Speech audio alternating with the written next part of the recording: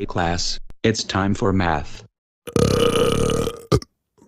Hey, Caillou, did you just burp? No, I didn't burp. Don't lie to me, you just burped. That's it, go to the principal's office now.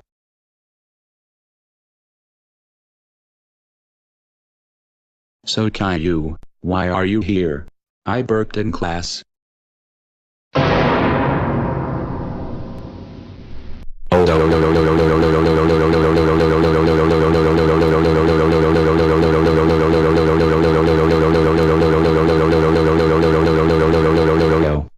How dare you burp in class? That's it, Caillou. You are expelled from this school forever, and you are never coming back to this school again.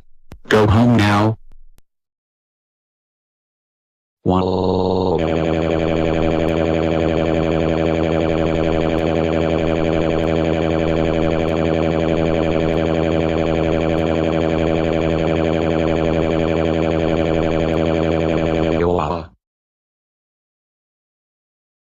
Caillou, how dare you burped in class and got expelled from school forever. That's it. You are grounded